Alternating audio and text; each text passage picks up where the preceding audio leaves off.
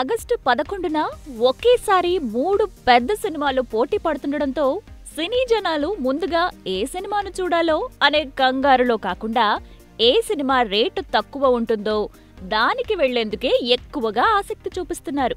ఎందుకంటే ఆగస్టు 11న రాణా నటించిన నేనే రాజు నేనే మంత్రి, నితిన్ నటించిన లై, బోయపాటి దర్శకత్వంలో తెరకెక్కిన జయ జానకి నాయక చిత్రాలు విడుదలవుతున్నాయి.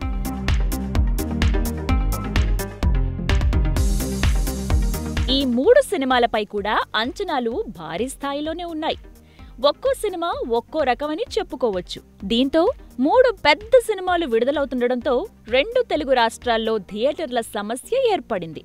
దొరికిన వాళ్లు దొరికినట్లుగా దాదాపు అన్ని థియేటర్స్లో ఈ 3 సినిమాలే ఆక్రమించేసుకున్నాయి. దీనివల్ల థియేటర్ల సమస్య ఏర్పడింది. థియేటర్లు తక్కువగా ఉండటంతో మొదటి రోజే భారీ ఓపెనింగ్స్ రావాలనే ఉద్దేశంతో థియేటర్ల యాజమాన్యం టికెట్ రేట్లను మరింతగా పెంచేశారు.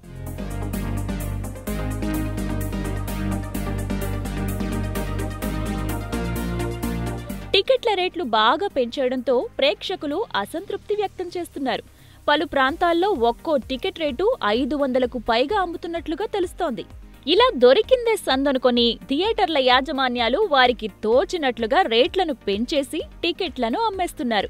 దీనివల్ల చిత్ర నిర్మాతలకు, బయ్యర్లకు, థియేటర్ల యాజమాన్యాలకు నష్టం తప్ప ప్రేక్షకులకు ఎలాంటి నష్టం లేదని తెలుస్తోంది.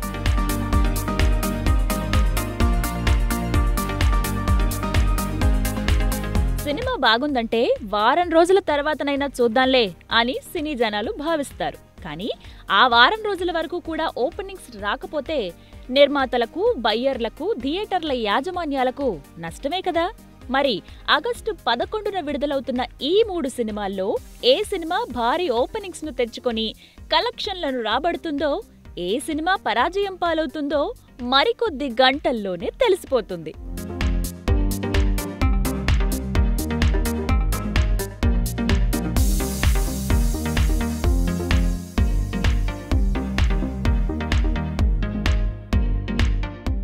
Hi, this is Vijay Devarkonda. Please do subscribe to New Waves.